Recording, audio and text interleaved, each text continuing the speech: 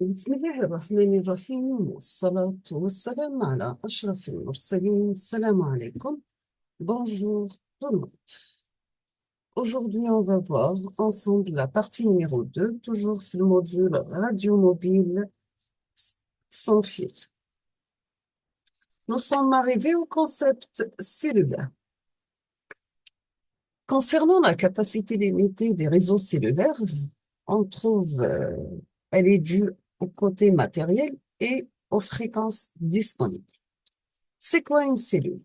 On peut définir ainsi une cellule comme étant une zone géographique plus ou moins grande, couverte par un émetteur appelé station de base, BS bien sûr, en utilisant une plage de fréquences pour les communications qu'elle couvre.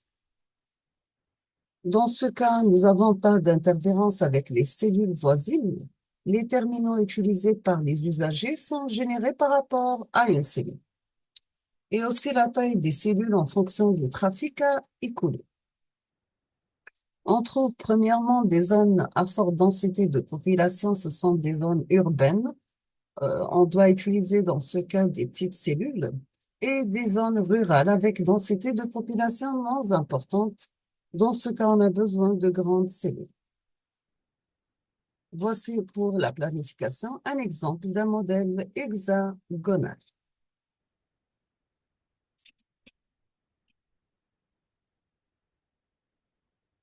Ici, vous avez une zone périurbaine. Ici, nous avons zone rurale, donc totale couverture. Ici, dans les deux flèches, nous avons des zones à très fort trafic.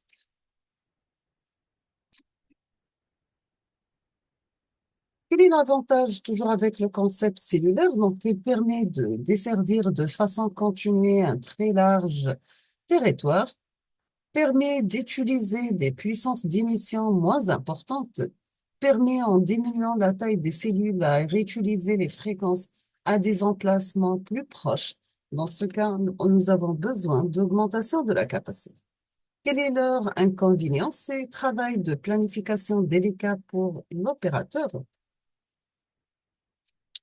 On va parler maintenant côté dimensionnement, l'estimation des ressources nécessaires. Nous avons l'intensité de trafic par utilisateur, densité de trafic à assurer, le taux de blocage, le nombre de canaux requis pour un trafic souhaité, un taux de blocage requis, avec capacité cellulaire, bien sûr. Toujours avec dimensionnement et planification. Donc, on trouve ici des exemples pour dimensionnement et planification conjointe. Quelles sont les fonctions essentielles d'un réseau cellulaire?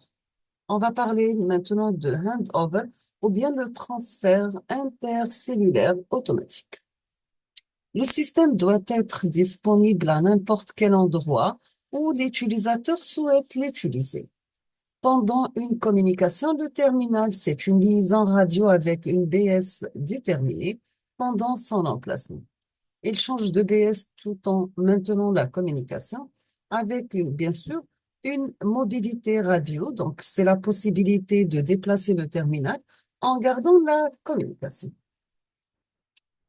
Le roaming, ou bien ce qu'on appelle le itinérance, c'est la capacité à utiliser le réseau en tout point de la zone de service, pouvoir appeler et être appelé.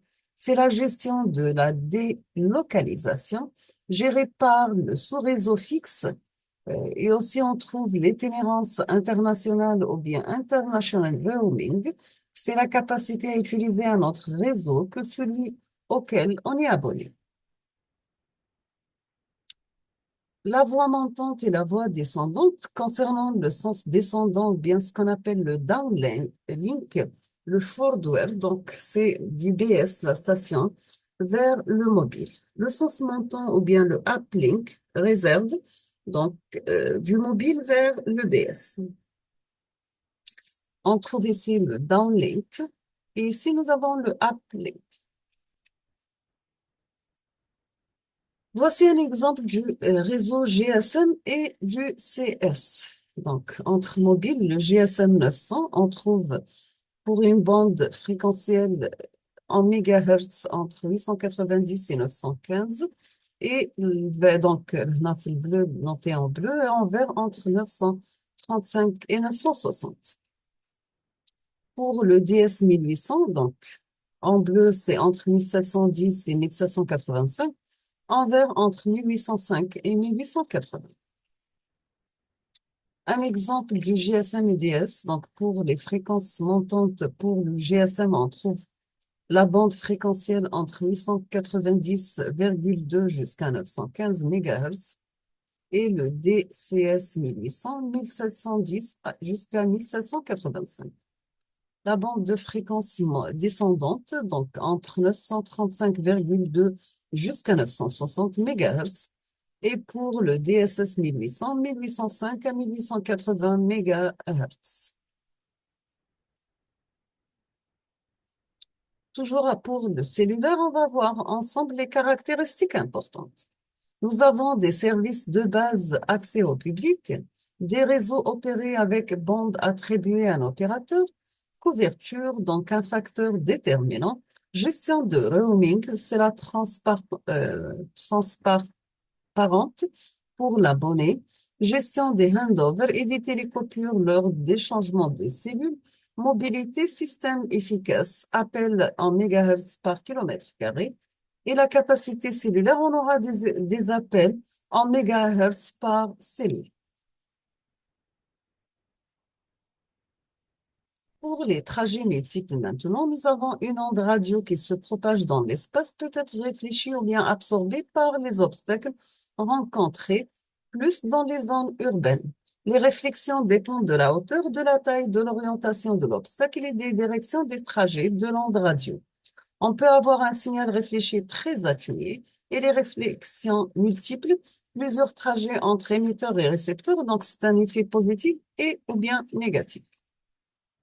Pour l'effet positif, donc, nous avons les trajets multiples permettent aux communications d'avoir lieu dans le cas où il existe un obstacle entre émetteur et récepteur, et les trajets multiples permettent aux ondes d'assurer la continuité de la couverture radio. On va parler maintenant des effets négatifs. On trouve la dispersion du retard delay spread. Donc, le taux, c'est le trajet long moins le trajet court sur C. Donc, on aura dans ce cas des interférences intersymboles. Les interférences entre les différents trajets qui vont être créées, des fluctuations rapides dans la puissance du signal euh, évanouissement. Donc, on trouve ce qu'on appelle le fading Rayleigh. La modulation aléatoire de fréquence, le décalage Doppler, sachant que F représente une fréquence porteuse, V c'est la vitesse relative de l'émetteur, était assez l'angle entre le signal reçu et la direction du vecteur vitesse. Maintenant, on va parler des canaux logiques et on va parler le rôle des canaux logiques. Nous avons pour la voie balise la présence du système service PLMN, synchron fréquence en temps, information système sur l'opérateur, la cellule ou les cellules voisines pour le pagging, éveiller un mobile, le random access, pardon, etc. La communication entre un mobile et une station de base interface radio se fait grâce à un canal logique. Un canal logique est représenté par une paire de fréquences constituée du canal physique entrant et du canal physique sortant sur une paire de fréquences. Nous avons des slots de chaque trame qui sert à la communication avec un mobile, ce qu'on appelle un canal full rate.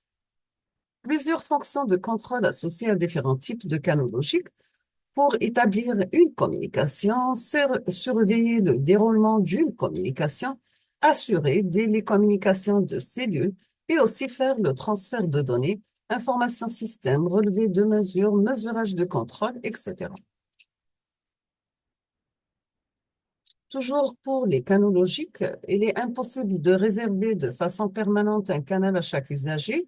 Les ressources sont limitées, l'accès aux terminaux est partagé, la bande de fréquence de la largeur limitée allouée au système mobile doit être utilisée au mieux pour écouler le maximum de communication. Donc, ce sont des méthodes d'accès.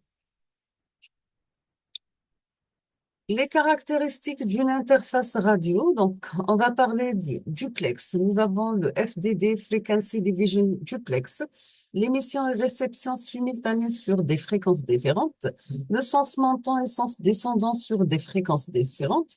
On trouve aussi le TDI, le Time Division Duplex, sens montant et sens descendant des instants différents sur la même fréquence, et aussi la possibilité d'allocation désymétrique.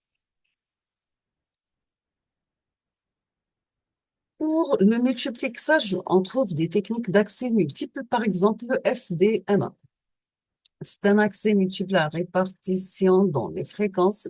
Le AMRF, Frequency Division Multiple Access, le FDMA, partage de la ressource hertzienne en fréquence ou bien en porteuse avec un canal physique simple. Nous avons une fréquence, un utilisateur par fréquence ou couple de fréquences. Voici un exemple des techniques d'accès multiple, le FDMA. Ici, par exemple, nous avons un exemple d'un simple canal physique simplex. Toujours avec le multiplexage, maintenant on va parler des techniques d'accès multiple, le TDMA en temps. Donc, c'est access multiple à répartition dans le temps, time division multiple access. Donc, dans ce cas, on aura besoin de partage FDMA du spectre en porteuse, partage TDMA d'une porteuse en intervalle de temps, ou bien ce qu'on appelle le slots, un canal physique simple, un slow, intervalle de temps sur une fréquence. Voici des exemples, donc avec un canal physique simplex. La variation de temps en fonction de fréquence, et on trouve ici la porteuse, par exemple, et un exemple de slow.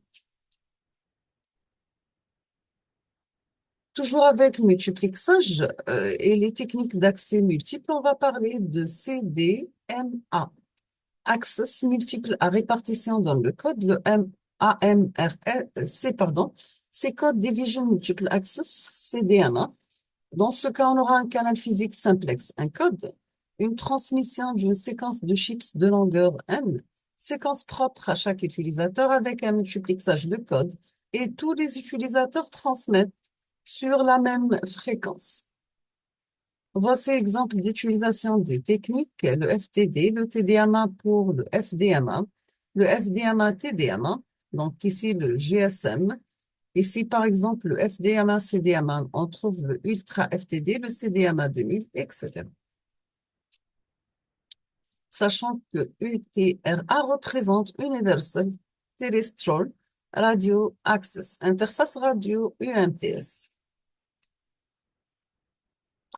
Donc, maintenant, pour les réseaux de mobile, la téléphonie, c'est prééminence du GSM.